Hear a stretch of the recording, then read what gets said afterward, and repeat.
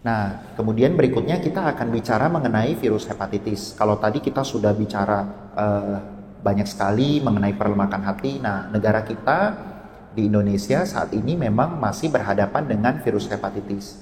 Nah, apa sih yang dimaksud dengan hepatitis? Jadi hepatitis itu sendiri itu virus itu umumnya penyebabnya adalah infeksi virus. Jadi mikroorganisme kita tahu ada bakteri, ada virus, ada parasit.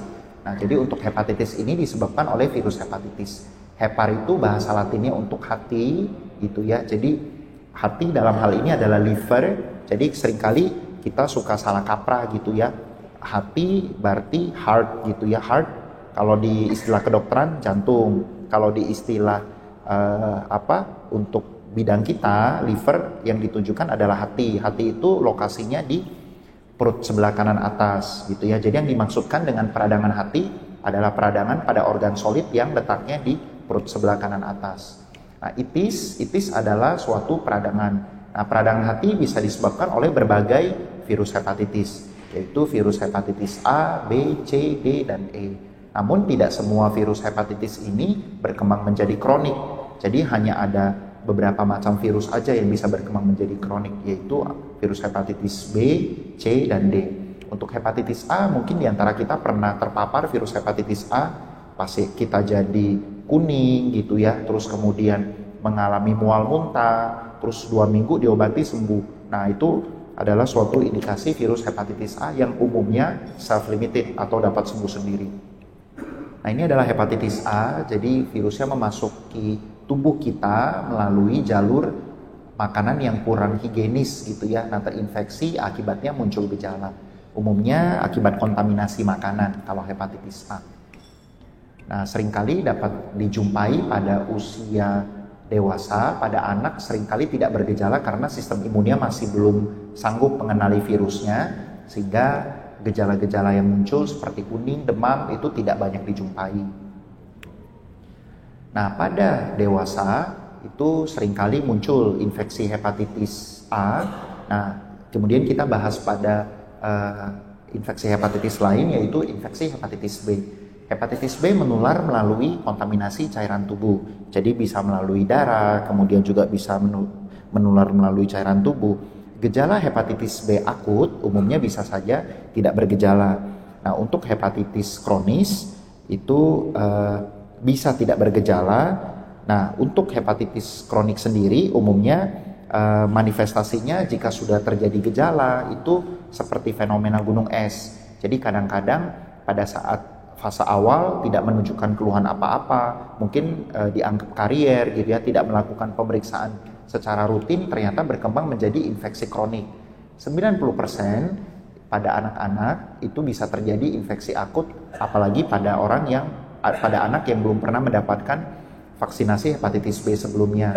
Nah, kurang dari 5% itu bisa terjadi pada dewasa. Nah, pada anak sendiri jika tidak mendapatkan vaksinasi dengan cukup, maka akan berkembang menjadi infeksi kronik. Nah, pada infeksi kronik ini sendiri, sebagian kecil 5-10% bisa berkembang menjadi liver cancer atau kanker hati tanpa melalui jalur sirosis. 30%-nya akan berkembang menjadi sirosis atau pengerasan hati, di mana pengerasan hati dalam 5 tahun itu 23%-nya bisa berkembang menjadi gangguan gagal hati. Nah, untuk sirosis sendiri itu bisa berakibat pada kematian, kemudian sirosis sendiri juga bisa berkembang menjadi kanker hati, di mana kanker hati pada akhirnya akan membutuhkan transplantasi hati atau sampai ke kematian. Nah, untuk hepatitis C sendiri itu memang cukup erat kaitannya dengan hepatitis B. Jadi jalur penularannya umumnya adalah melalui kontak langsung dengan cairan tubuh penderita. Jadi seringkali dijumpai pada penggunaan jarum bersama. Contohnya pada penggunaan tato yang tidak steril, kemudian juga pada penggunaan jarum suntik, misalnya penggunaan obat-obatan terlarang. Pada kondisi akut, gejalanya mirip seperti hepatitis akut. Pada kondisi kronik bisa saja tidak bergejala. Nah, ini semua adalah tahapan infeksi hepatitis C. Jadi menyerupai hepatitis B, namun pada hepatitis C umumnya memang lebih berbahaya. Pada hepatitis C, sebagian besar kasus akut akan menjadi kronik, Nah, sebagiannya akan berkembang menjadi pengerasan hati, sirosis, yang akhirnya akan berlanjut pada kanker hati. Namun jangan khawatir, untuk infeksi hepatitis C saat ini itu sudah ada obatnya.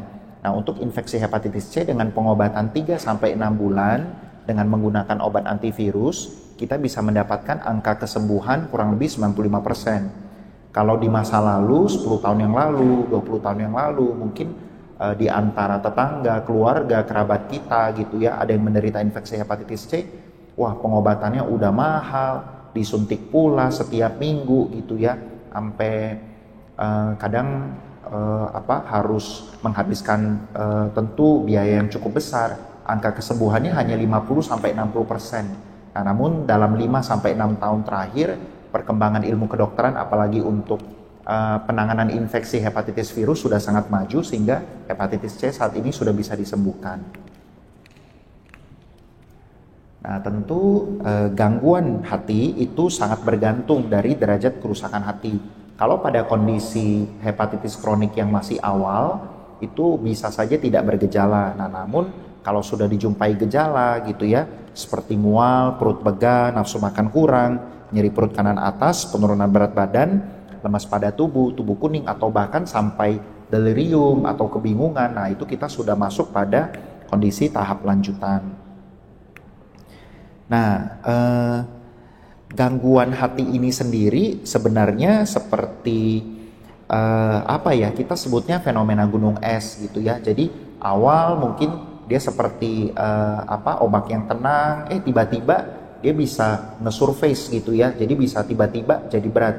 Saya ketemu tetangga kemarin minggu lalu masih sehat-sehat aja, kok tiba-tiba jadi kuning, jadi perutnya sakit, perutnya buncit dan sebagainya. Nah, itu ternyata tahap lanjutan dari hepatitis. Nah, sehingga kita semua harus waspada kalau memang kita sudah ada infeksi hepatitis kronik gitu ya, hepatitis B, hepatitis C, wajib untuk dilakukan screening secara berkala gitu. Jadi tidak boleh hanya didiamkan saja. Oh, dokter bilang waktu saya check up tahun lalu hepatitisnya tidur kok dok gitu, jadi nggak perlu diapa-apakan. Nah, perlu kita ketahui bahwa virus itu tidak selamanya tidur. Jadi ada saatnya dia nge-surface gitu ya, pada saat dia bangun itu akan menimbulkan masalah yang sangat berat buat kita gitu ya.